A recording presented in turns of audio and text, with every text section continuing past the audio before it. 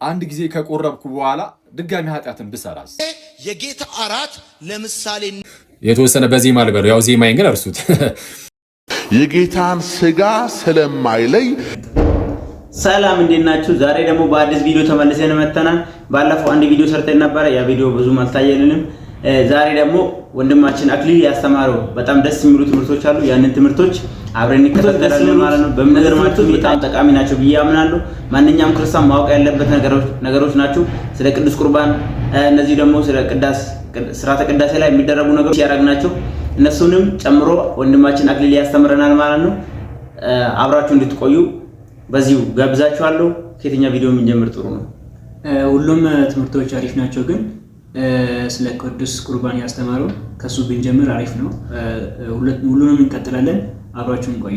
ኦኬ። ስለዚህ አሁን የምንጀምረው ወንድማችን አክሊል አንድ ሰው ከቆረበ በኋላ ወይ ደግሞ ቅዱስ ቁርባንን ከወሰደ በኋላ ኃጢአት ብሰራ ብሎ የሚፈራ ሰው እስቲ ምን አይነት ትምህርት ነው ቤተክርስቲያን የምታስተምረው? ያንን ቪዲዮ አብረን እንመለከት። አንድ ጊዜ ከቆረብኩ በኋላ ድጋሚ ኃጢአትን ብሰራስ? ይህ ነገር እንግዲህ ብዙ ሰዎች ወደ ቅዱስ ቁርባን እንዳይቀርቡ ከሚያደርጋቸው ምክንያቶች ውስጥ አንዱና ዋነኛው ይመስለኛል። እንግዲህ ከዚህ ጋር በተያያዘ አስቀድመን ልንረዳ የሚገባው ነገር ምንድነው? አንድ ሰው ቆራቢም ሆነ አይቁረብም ኃጢአትን በፍጹም ሊያደርግ አይገባም። የመጀመሪያው እሱ መታወቅ ያለበት እሱ ነው። ግን ምንም አይነት ኃጢአትን ሳይሰራ ዝም ብሎ እንደዚህ መኖር ግን አይቻልም። በአንዴ ፐርፌክት መሆን አይቻልም። የሚቆርብ ሰውም ቢሆን ማለት ነው። ወደ ቅዱስ ቁርባን መቅረብ ማለት ቀስ በቀስ ክርስቶስን በመምሰል ህይወት ውስጥ ማደግ ነው። እድገት ውስጥ ደግሞ መውደቅ መነሳት አለ። ስለዚህ አንድ ሰው ከቆረበ በኋላ በቃ በአንዴ ፐርፌክት ይሆናል አይሆንም። እሺ፣ ስለዛ ሊወድቅ ይችላል። በድካም ውስጥ ሊወድቅ ይችላል፣ ሊገባ ይችላል። ግን እዚያ ግን ታላቅ የምስራች አለ። ቅዱስ ጳውሎስ በዕብራውያን መልእክቱ ምዕራፍ 4 ላይ የሚናገረው ምን ይላል? በድካማችን ሊራራልን የማይችል ሊቀ ካህናት ኧረ እኛ የለንም ይላል። የሐዲስ ኪዳኑ ሊቀ ካህናት ጌታችን ኢየሱስ ክርስቶስ ነው። ሊቀ ካህናቱ ኢየሱስ ነው እና ምን አለ? በድካማችን ሊራራልን የማይችል ሊቀ ካህናት ኧረ እኛስ የለንም እኮ። ስለዛ በድካማችን እኮ ይራራልናል ጌታችን ኢየሱስ እያለ ነው። ስለዛ በድካም ውስጥ ለሚወድቅ ሰው ጌታ እንደው ያይና ማለት ነው። ኦኬ ወደክ፣ ፍርድህን ጠብቅ እያለ ብቻ የሚመዘግብ የሆነ ዳኛ ብቻ ሆኖ የተቀመጠ አይደለም። ይልቁንም የሚራራልን ነው። ስለዛ ልክ ስንወድቅ በድካም ውስጥ ስናልፍ አይቶ ይረዳናል እና ተረድቶን ደግሞ የሚራራ ነውና ልጅ ድካም ውስጥ ገባች ብሎ የሚራራልን የሚሳሳልን መነሳታችን የሚናፍቅ እጁን ክንዱን የሚሰድልን ጌታ ነው ያለን። ስለዚህ ከኛ የሚጠበቀው በንስሐ ወደ እርሱ ዞር ማለት ብቻ ነው። ለዛ ነው ቀጠል አድርጎ ቅዱስ ጳውሎስ ምን የሚለው? እንግዲህ ምህረትን እንድንቀበል ይላል። ልክ እንግዲህ ምህረትን እንድንቀበል በሚያስፈልገንም ጊዜ ደግሞ የሚረዳንን የሚያግዘንን ያንን ጸጋ እንድናገኝ ወደ ጸጋው ዙፋን በእምነት እንቅረብ ይላል። ስለዛ በእምነት ሆኖ ሰው በንስሐ ወደ ጌታ የሚቀርብ ከሆነ ወደ እግዚአብሔር የሚመለስ ከሆነ የኃጢአት ማስተሰሪያ የሆነ ጌታችን ኢየሱስ በአብ ዘንድ አለና የኃጢአት ስርየትን ደግሞ ድጋሜ እናገኛለን። እንዲህ ያለ ታላቅ ዕድልን ነው ጌታችን የሰጠን። ስለዚህ ቅዱስ ቁርባን እንቀበላለን። ኃጢአት መስራት በፍጹም የለብንም። ግን ብንሰራ በድካም ውስጥ ብንወድቅ በድካማችን የሚራራልን ጌታ አለን። ጓጉቶ መመለሳችን የሚጠብቅ ጌታ ነው ያለን። ጋይስ ይሄ እንግዲህ ተስፋ ካልሆነን ይሄ ቃል እኔ የትኛው ቃል ተስፋ ሊሆን እንደሚችልም አላውቅም። እንዲህ ያለ ጌታ ካለን እንግዲያውስ ንስሐ ደግሞ እንገባና ተመልሰን እንቆርባለን እያልን እየወደቅን እየተነሳን ልክ መጽሐፍ እንደሚናገረው ጠላቴ ሆይ ደስ አይበልህ በወድቅም እነሳለሁ እያልን እየተነሳን ወደ እግዚአብሔር እየቀረብን ቀስ በቀስ እያደግን ራሱን ወደ ክርስቶስ እናድጋለን፣ እርሱን ወደ መምሰል እናድጋለን ነው። ስለዛ ኃጢአት ብሰራስ የሚለው ወደኋላ ያስቀረንም። ወላጆችም ልጆችን ኃጢአት ትሰሪያለሽና አትቁረቢ አይባልም። ቆየን እንዳያችሁት ነው ወንድማችን አክሊል ይሄንን ደስ የሚል ትምህርት አስተምሮናል። እኔ አክቹሊ ብዙ ሰዎች እንደዚህ አይነት ጥያቄ ይጠይቃሉ። ነሞኒ ባይን ጋር ከከሲ ከነን ጋፋቱ የሮ ቶከቻ ገን ቆረበን ቦደ የሮ ቶከቻ ገን ፎን ፊ ጎፍታ ፍረደን ቦደ ዴቢያቶን ጩቦ ሆጀዴ ሆይ ከናዳፍ ማልጎቹን ቀበጀዳኒ ዮካዮናን ዱሎ ዮካኒሞ ዮናን ጭራ ጎዳደ ሰና ቦዳን ፎን ፊ ጎፍታ ፍረዳ የሮ ጀዳኒ ተዱበታኒ ናርገነቹ ገሩ ኩኒ አከበሩም ሰምና ክርስቲያና ከንገቲ ኢላልቸ ዶጎራ ኮኒ ሞያረ ዶጎራ ተቹ አቶን የሮ ቶከቻ ፎን ፊ ጎፍታ ፍረደ ጩቡት ቁፍ ይወንት የኔቱ ፎን ፊ ጎፍታ ተረፈጋቹ ቀብኑ ዮካኒሞ ፈጋቹ ቀብኑ ሚቲ የቹራ ከናዳፍ የሮና ፎን ፊ ጎፍታ ተዲያቹ ቀብና ዋንጀሩ ለቹራ ፖሊስ ሳይንስ ገለጅለኛ ነው ፋዳገሱ ወንድማችን ቃዲዮትን ያሰማልን። ሌላ ቪዲዮ ወንድማችን አክሊል ስለ ቅዳሴ ላይ ብዙ ሰዎች ያን ነገር እንረሳለን። ዲያቆኑ በመሃል ይላል እኛ እንረሳለን። ግን እስቲ ያ ነገር ምንድነው? እስቲ በቤተክርስቲያን በጥንታዊ ቤተክርስቲያንም እንዴት ይታያል የሚለውን ደግሞ ቪዲዮ አይተን እንመለስ። ኦኬ ዛሬም በድጋሚ መጥቻለሁ። በጌታ ቀን ከቅዳሴ በኋላ እንደዚህ በሚያምር የሀገር ልብስ ማን እንዳለበሰኝ መጨረሻ ላይ ነግራችኋለሁ። ዋና የመጣሁበት ምክንያት ግን ምንድነው? ቅዳሴ ላይ ዲያቆኑ የሆነ ትእዛዝ ያዘንና ግን ሳንፈጽም የምናልፈው ነገር አለ። አንድ የሆነ ነገር በጣም ብዙዎቻችን ኦልሞስት ሁላችንም በሚባል ደረጃ ባለማወቅ ይመስለኛል። ስለዛ ዛሬ እሱን አሳውቃችኋለሁ። ሰው ካሁን በኋላ ራሳችሁም ደግሞ ለሌሎች ጓደኞቻችን ቢያሳውቅን ደግሞ ሁሌም እናደርጓለን ማለት ነው። ስንታዝ ምን መሰላችሁ? ዲያቆኑ ቅዳሴ መሃል ላይ ጸልዩ በእንተ ሰላም ብሎ በዜማ ይናገራል እና በዜማ ሲናገር ወይም ሲጣራ እንደሚለው እርስ በእርሳችሁ በተቀደሰ ሰላምታ ሰላም ተባባሉ ነው የሚለው እና እኛም ደግሞ መልሰን ምን እንላለን? ያኔ ምናልባት ቦታውን እንዳትረሱት ማለት ነው። ለማስታወስ ያህል የተወሰነ በዜማ ልበለው፣ ያው ዜማዬን ግን እርሱት። ክርስቶስ አምላክነ ረስየነ ድልዋነ ከመ ንታማ በበይናቲነ በአምሃ ቅድሳት እንላለን። ክርስቶስ አምላካችን በተቀደሰ ሰላምታ ሰላም እንባባል ዘንድ የበቃን አድርገን እያለ ነው። ስለዛ እንደዛ ስንል እርስ በእርሳችሁ ሰላም ተባባሉ ተብለን አይደል እንደዛ ያልን ያለ ነው። ስለዛ እዛ አካባቢ ያሉ ክርስቲያኖች እርስ በእርስ ቅዳሴ ላይ ያሉ ማለት ነው እጅ እየተነሳሱ ሰላም እየተባባሉ ነው የሚያደርጉት። አንዳንድ ሰው ዝም ብሎ ብቻ እንደዚህ ብሎት ያልፋል። አንዳንድ ሰው ደግሞ ወደ አራቱ ማቅጣጫ ብቻ ዝም ብሎ አንገቱን እንዲህ ይላል። እንደዛ ሳይሆን እርስ በእርስ ነው። እርስ በእርስ ለምን እንደዛ እንደተባልን ደግሞ ማወቅ አለብን። ለምን እንደተባልን ከማሳወቂ በፊት ግን የፕራክቲስ ባይዜ ሁሉም ጋር አለ። ጥንታዊ ክርስቲያናት ኮፕቲክ ጋር ብትሄዱ ለምሳሌ በራሳቸው ባህል እንግዲህ እጃቸው እንደዚህ ያደርጉና ሌላኛውም ያኛውም ሰው እንደዚህ አድርጎ መቶ እርስ ምንድነው እጆቻቸውን ያሹራሉኩና አድርገው ይላሉ። ይሄ ኮፕቲክ ነው። እኛ ደግሞ ቢያንስ እጅ እንነሳሳለን ማለት ነው። ጎንበስ ጎንበስ ነገር ጥንት ላይ ከ1600 ዓመት በፊት የነበረችው ቤተክርስቲያናችን ኦኬ፣ የዛሬ 1600 ዓመት አካባቢ የነበረችው ቤተክርስቲያን የኛ ክርስቲያን ናት እንጂ የሌላ አይደለችም እንደምታውቁትና የምትቀድስ ቤተክርስቲያን ናት። እሷም ልክ እንደዚሁ የዛን ጊዜ ምን ይሉ ነበር? ቅዳሴ ላይ ተመልከቱ። የቅዱስ ቄርሎስ መጽሐፍ ነው። ካቴኬቲካል ሌክቸሩ 23ኛው ሌክቸር ላይ እንዲህ ይላል ቁጥር 3 ላይ ያከበኩበትን ይሁን then the deacon cries aloud ዲያቆኑ በታላቅ ድምፅ እንዲህ ብሎ ይጮሃል። ምን ብሎ? receive one another and let us kiss one another እርስ በእርሳችን ሰላም እንባባል እንሳሳም ይልና ከዛ ቀጠል አድርጎ ደግሞ እንዲህ ያለው መሳሳም በሌላ ቦታ ከጓደኞቻችሁ ጋር እንኳን እንደምትሳሳሙት ወይም ሰላም እንደምትባባሉት ያንነት አይደለም። ይህ ከነፍስ የሆነ ከውስጥ የሆነ አይነት ግንኙነት ነው ይላል። ለምን እንደዛ እንደምናደርግም ደግሞ ቀጠል አድርጎ ያብራራል ቅዱስ ቄርሎስ። ለምን መሰላችሁ? ወደ ቅዱስ ቁርባን ልንቀርብ ስለሆነ እርስ በእርሱ ምናልባት የተጣላ እንኳን ቢኖር እዛው ተታርቆ ከልብ የሆነ የአየር ላይ ሰላም እንዴት ምናምን እንደሚባለው ብቻ አይደለም፣ ከልብ የሆነ ሰላምታን በፍቅር ሆኖ በተቀደሰ ሰላምታ ሰላም ተባብሎ ከዛ በኋላ ወደ ቅዱስ ቁርባን የሚኬደው እና ይህ ትልቅ የሆነ ስርዓት ነው። ይህንን ስርዓት ባለማወቅ ስለማንፈጸመው ከአሁን በኋላ ቅዳሴ ላይ ሁሌም እንደዛ ስንባባል ከጎናችን ካሉ ክርስቲያን ወንድሞቻችን ጋር፣ ሴቶች ደግሞ ከእህቶቻችሁ ጋር ሰላም ልትባባሉ ይገባል ማለት ነው። እጅ ልትሰጣጡ ይገባል። እንደዛ የምትስታደርጉም ደግሞ ከልባችሁ በፍቅር ሊሆን ይገባል ነው። ይህን ላሳያችሁ ነው። በጣም የሚያስገርመው ግን የዛሬ 600 ዓመት አካባቢ ይሄ ስርዓት አለ። ያቺ የምትቀድሷ ቤተክርስቲያን የእናንተ ቤተክርስቲያን ናት። ይሄ አያስገርምም? የእናንተ ቤተክርስቲያን ከ1600 ዓመት በፊት የነበረችውም ያቺ ቤተክርስቲያን የእናንተ ቤተክርስቲያን እንጂ የሌላ ቤተክርስቲያን አይደለችም። እና ለማንኛውም ኦኬ እና ወንድማችን ቃልዮትን ያሰማልን። ምን ብሎናል? የሮባዬ ገርቴ ተተለችው ለማናም ታሪክ ይዘቲ ስርነ ገለተው ከነሞ ቅዳሴ አይቹዳ ግዱት ይቹዳ ነጋው ጋፋቸው ይቱጅራ ክርስቲያኖኒ ባዬ ወንት ሰና እንደገና ቤታ ነሞኒ ባዬ ክርስቲያኖኒ ባዬ ከኛ ነገኝ ሰና እንደገና ገሩ ኮኒሞ ማን የደቡልስ ከኛ ይቹዳ ወንታ መጀልቀበ ወጣ ሃራ ዱፍሱን ታኔ ክርስቲያኖ ምን ክርስቲያና ይሄን ጀልቀበ ቱርቴ በረኩመ ተኮፍ ዲበጃ ድረ ቱርቴዩ ሴራ ከና ገጌሳ ራዋቻ ከቱርቴዩ እና ካናዳ ፍንትስ ክርስቲያኖ እንድከኝ ቁርባናት ያችሁኝ እንድራ ወከነሞ ስጋውና ደሙ ከመብላታችን በፊት ምን ማድረግ አለብን? ይቅር መባባል አለብን። ሜቢ ይቅር ያልተባባልነ ሰዎች ወይ ደግሞ ወረድ ኢፈሞ ሊንጎን ለጋ ፈጅራቴ ዱያ ከና ወከነሞ ስር ነገራቶ ከና ባራቲ ኢፈሞ ሊንጎቹ ይቀርና ይችላልና በድጋሚ እንደማችንን ቃል ይተነሰማለን። አሜን። እሺ በመቀጠል ደግሞ ስለ ቅዱስ ቁርባን ያስተማረ ሌላ ትምህርት አለ ወንድማችን እሱ ሪአክሽን የሰጠበት ወይ ደግሞ ቪዲዮ ሌሎች ቪዲዮ ላይ ስለ ቅዱስ ቁርባን የሆነ የተሳሳተ ትምህርት ሲያስተምሩ ያስተካከለ ወይ ደግሞ በርምሰ ደጎራ ጋፈሳን በርሲሰኒ ተስረይ ስለይቱዳ በርምሰና ላይ ወጅነት ያረጋግጥ ባዬ ዋንበር ባክሳራ ዋንቴ ወጅነት ያረጋግጥ የጌታ አራት ለምሳሌነት የሆነ ነው። አንዳንድ ሰዎች በጌታ አራት በኩል የሚናገሯቸው ሌሎች ልምምዶች አሉ። እኛ እንደ ቤተክርስቲያን ይሄንን ብዙም አናበረታታም።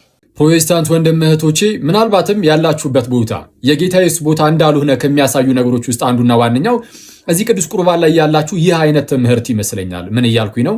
ቅዱስ ቁርባን እውነተኛ የጌታ ስጋና ደም ሳይሆን ይልቁንም ምሳሌ ብቻ ነው ብላችሁ የምታስተምሩት ትምህርት ፍጹም ክርስቲያናዊና ከጌታችን ከክርስቶስ ኢየሱስ ፈጽሞ የሚያርቅ የሚለይ ነው። ይህንን ለማወቅ ከፈለጋችሁ የምርም እንደምትሉንም ክርስቶስን የምትወዱ ከሆነ ፕሊዝ ዛሬ በሚኖረን የላይፍ ስርጭት ላይ መታችሁት ለመገኘት ሞክሩ። ዛሬ ማታ 3 ሰዓት ላይ ላይቭ እዚሁ ቲክቶክ ላይ ይኖረናል። ቅዱስ ቁርባን በመጽሐፍ ቅዱስና በጥንት የክርስቲያን አባቶች ምን እንደሚመስል ለማየት እንሞክራለን። ከአባቶች ማየቱ ለምን አስፈለገ የሚል ሰው ካለ እስቲ ይህንን ቪዲዮ ላስታውሳችሁና ከዛ በኋላ ምላችሁ ነገር ይኖራል። ወንድ ጂሰሱን መጥቶ መጽሐፍ ቅዱስን ይዞ ከኔ ጋር ልክ ነው ዋናው መጽሐፍ ቅዱስ ነው ይለኝና ግን በምን እንጣላለን? በትርጉም እንጣላለን። በቃ መጽሐፍ ቅዱስ የመጨረሻው ነው ማለት በራሱ በቂ አይደለም ማለት። የሚቀጥለው ስቴፕ ምንድነው? ትርጉም ነው የሚያጣላ።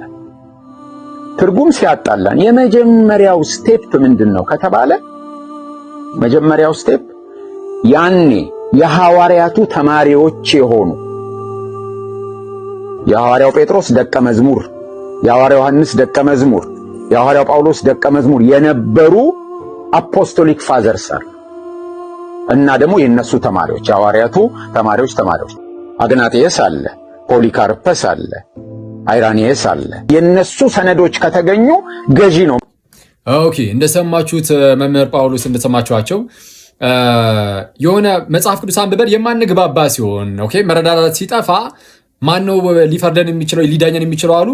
የራሳቸው ለምሳሌ የሐዋርያቱ ተማሪዎች አሉ። ኦኬ ከሐዋርያት የተማሩ አሉ፣ ሰነዶቻቸው አለ። ለምሳሌ ብለው ከጠቀሱት አባት ውስጥ አንደኛው ማን ነው? አግናጢዮስ ነው። አግናጢዮስ ደግሞ ከቅዱስ ቁርባን ጋር በተያያዘ እንዲህ ይላል። እስቲ አብረን እናንብበው። ወደ ሰሜርኖስ በላከው መልእክቱ 7ኛው ቻፕተር ላይ እንዲህ ይላል፣ መናፍቃን ከቅዱስ ቁርባንና ከጸሎት ይርቃሉ።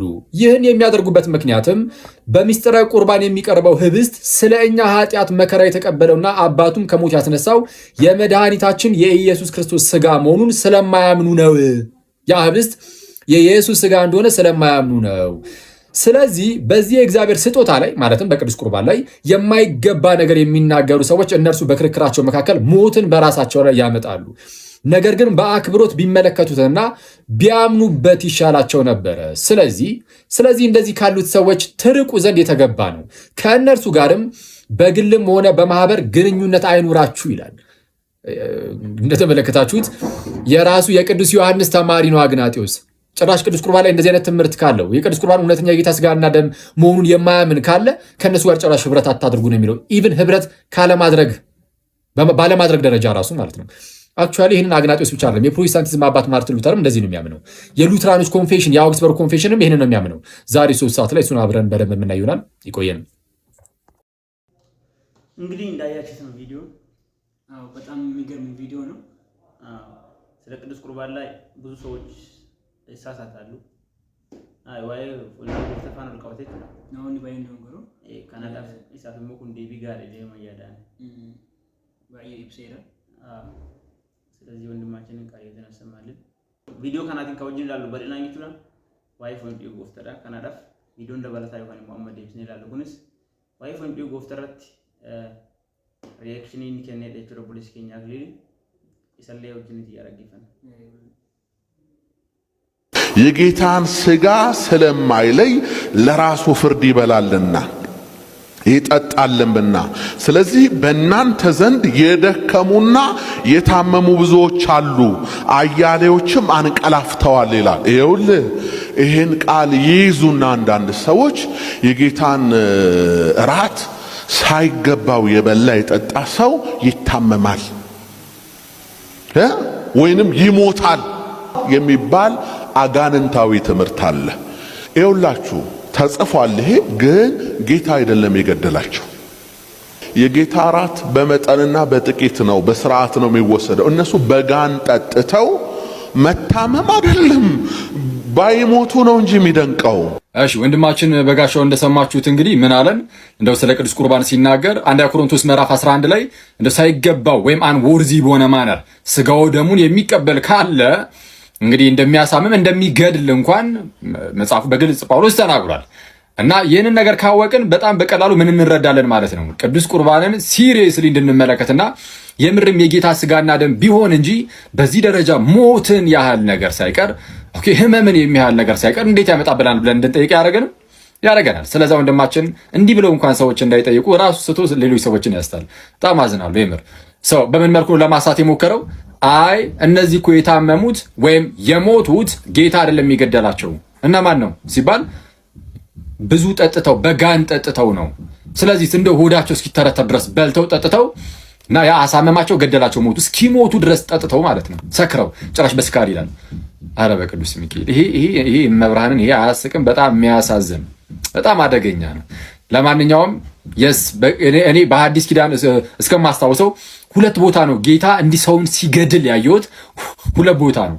አንደኛው መንፈስ ቅዱስን የዋሹ ሐናንያና ሰጲራ መንፈስ ቅዱስን ዋሹ ተብሎ ሐዋርያት ሥራ ምዕራፍ 5 ላይ 2 ሰዎች ማለት ነው።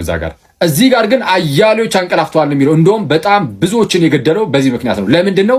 የሐዲስ ኪዳኗ ቤተክርስቲያን ስትሰራ ሰዎች እንደው የህብስቱና ወይኑን አይተው እንደው እንትን እንዳይሉ ራሱ ጥርጣሬ እንኳን እንዳይገባቸውና የምርም ሲሪየስሊ እንድናየው ያንን ቅዱስ ሚስጥር የራሱ ስጋና ደም እንደሆነ ማረጋገጫ እንዲሆነ በዛ እንደዛ በሚመስል መልኩ እንዲህ አይነት ታላቅ ተአምርን ፈጽመዋል።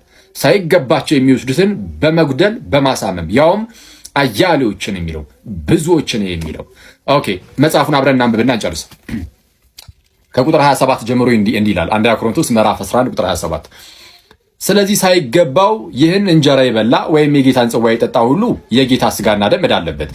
ዕዳው ምንድን ነው? የጌታ ስጋና ደም ነው ዕዳው ራሱ የሚኖርበት።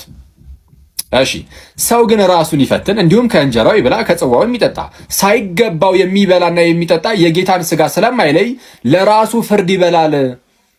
ለምን ይበላል? ለራሱ ምን? ለራሱ ፍርድ። እደግመዋለሁ፣ ለራሱ ፍርድ። ስለዛ ፍርድ ያመጣል አለ። ሳይገባው የሚበላ ሰው ለራሱ ፍርድ ይበላል ይጠጣልም አለና ሰው ስለዚህም አለ ለራሱ ፍርድ ይበላል ካለ በኋላ ስለዚህም በእናንተ ዘንድ የደከሙና የታመሙ ብዙዎች አሉ፣ አያሌዎችም አንቀላፍተዋል። ስለየቱ ነው ስለዚህ የተባለው? ለራሱ ፍርድ ይበላልና ካለ በኋላ እኮ ነው ይሄን የተናገረው። ስለዚህ በስጋው ደሙ ምክንያት የሚመጣበት ፍርድ ነው። ፍርድ የሚመጣው ኬት ነው? ከጌታ ነው። ስለዛ ምን ይላል? ቀጠል አድርጎ እዛው ጋር ነው፣ ብዙም የትም አንሄድም። ራሳችን ብንመረምር ግን ባልተፈረደብንም ነበረ። አይተዋል። ምን ባላለብን? ባልተፈረደብን። ሞቱ ህመሙ የመጣው ተፈርዶብን ነው። ባልተፈረደብንም ነበረ ይልና ነገር ግን በተፈረደብን ጊዜ አለ ከዓለም ጋር እንዳንኮነን በጌታ እንገሰጻለን። በማን? በጌታ። ስለዛ ጌታ ነው ይህንን ፍርድ ያመጣብህ። አይ እንደ ተግሳጽ ሆኖ ይመጣል ልክ እንደዚህ እና ስታስት ወንድም ይወራ መለስ ብለህ ድጋሚ ብታየው እንደው ጥሩ ነው። ቢያንስ ሚስጥራትን መለስ ብለህ የጥምቀቱን የቁርባኑን ነገር ብታየው ጥሩ ነው። ጌታ ካንተ ጋር ይሁን፣ ይርዳ፣ ያበርታ፣ ይቆየን። ወንድማችንን በድጋሚ ቃል ሕይወትን ያሰማልን። ዛሬ ብዙ ነገሮች እየተማርን ነው። waan baay'ee jechuun bu'uura keenya faana barachaa jirru እና namoonni tokko yaadicha waa'ee foon dhiigoftaatti wal qabatee jiru kan immoo barumsa foon dhiigoftii wal qabatee jiru kana baay'ee kana yoo isaan jallisanii hubatanii ni argina jechuudha. Sanaadhaaf obboleessi keenya deebii ga'aa kenneef jenneetu amanne jechuudha. Kanaadhaaf ለዛሬ የነበረን ቪዲዮ እነዚህ ናቸው። እስቲ ሀሳብ ካለክ በሙሳራ አንጉዳራ አብረን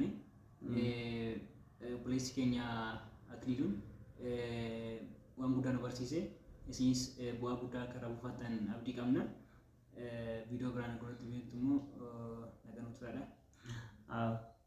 በሌላ ቪዲዮ እስከምንገናኝ ድረስ በሰላም ቆዩልን። ደግሞ ማስተካከል ያለብን ነገር ካለ ኮሜንት ላይ ጻፉልን። እንደዚህ ደግሞ ቪዲዮን ላይክ አድርጉ። አዲስ ከሆናችሁ ደግሞ ሰብስክራይብ አድርጋችሁ ቤተሰቡን ሰላም ቆዩ።